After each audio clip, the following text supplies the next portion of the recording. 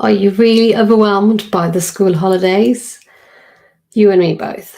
Maybe you are a working mother who has a lot on her plate to juggle. Maybe there's a long to do list at work. Maybe you have a deadline or a project you need to finish. Maybe the annual leave just wasn't enough. Some recent research from Pregnant and Screwed has showed that 4 out of 10 working mothers will have to take unpaid leave to cope with their childcare over the school holidays. So odds are that you actually might be trying to do some work whilst the kids are running feral in your house. That is something that I'm hearing from a lot of my clients and friends and family members who are finding the school holidays really hard to juggle. So I don't want to come on here and talk to you about something preachy and like, here's the 5 things you need to just calm your overwhelm straight away, or anything else that's very clickbaity, because that is just not me. Compassion starts with a reality check that life is sometimes really hard. And in the current system in the UK, it is sometimes really hard for families to cope with the school holidays because you might also bring a lot of pressure, internal pressure on yourself to give them the most amazing summer.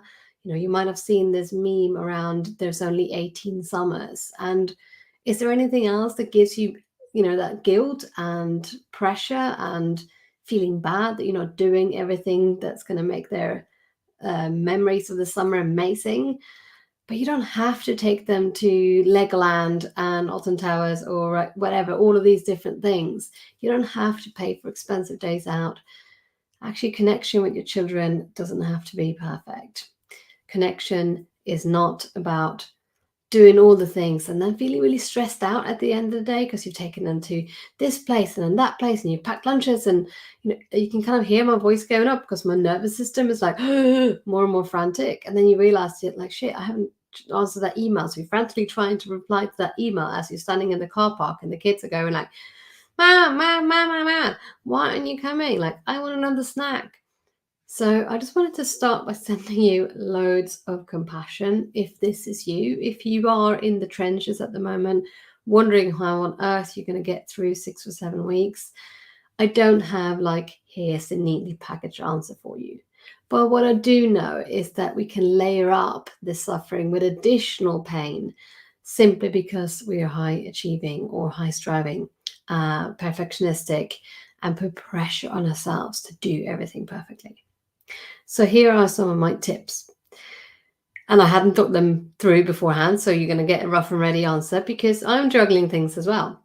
So tolerating that not all of your meals this holiday is going to be the most nutritious, perfectly balanced, whatever, organic. That it's okay to do some fish fingers. It's okay to do some chips. It's okay to eat out sometimes. It's okay to leave the dishes. Here's some permission to go easier on yourself for the standard that you have in what they eat this summer. Think of nutrition across a week. It's not every single meal, but actually what do they eat on average, on balance, across a week? So take some pressure off yourself. If you're really knackered, go and put some stuff that's ready-made in the oven, cut some corners, right? And then cut yourself some slack. So noticing any stories you tell yourself that this is just not good enough, this is failing, other parents are eating proper, food. And don't get me wrong, I love Joe Wick's cookbooks. I like cooking nice, nutritious meals. But sometimes it's just not going to be possible without feeling that you're gonna sacrifice your sanity in the process. So that's number one. Like, be just a bit more balanced and gentle with yourself about what you're cooking. Number two is to tolerate the mess. Like, if you're going to entertain the kids in the house and they have been, after a long school year perhaps, really got all this pent up energy and they want to release it and they want to just play with their stuff. So tolerate and embrace a little bit of mess. Having fun usually means mess.